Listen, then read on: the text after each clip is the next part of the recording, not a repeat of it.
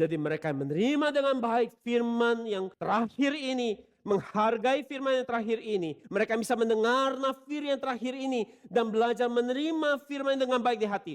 Mereka akan menerima rapture ini dan tubuh mereka akan diubah. Dan sebaliknya mereka yang tidak bisa mendengar ini, mereka hanya dengar suara bising. Mereka menjadi tersinggung, menjadi marah, menjadi sakit kepala karena mereka tidak bisa dengar.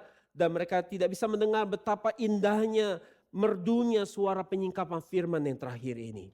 Itu sebabnya saudara, mari kita jadi orang yang harus membuka hati kita. Membuang semua ragi-ragi dunia kita. Untuk kita menerima penyingkapan yang terakhir ini. Supaya kita bisa menerima tubuh ubah ini.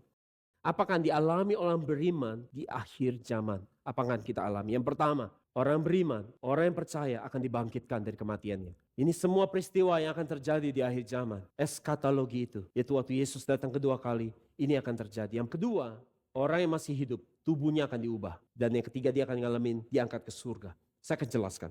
Orang mati dibangkitkan. Tidak semua orang yang mati dibangkitkan waktu Yesus datang kedua kali. Hanya orang yang beriman. Ini disebut sebagai kebangkitan yang pertama. Jika orang yang memiliki iman yang baik, seperti rasul-rasul, mereka belum dibangkitkan.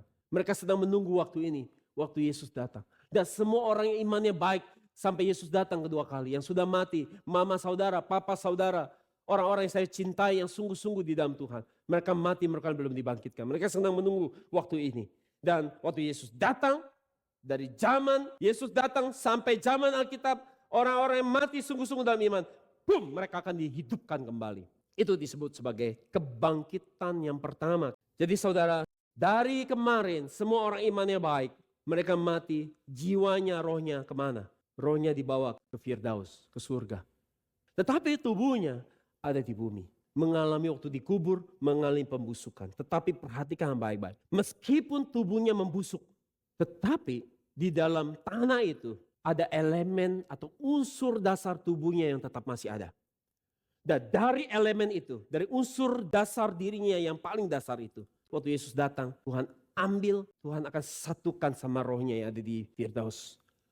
Boom! Dibangunlah sebuah tubuh yang baru, tubuh kemuliaan.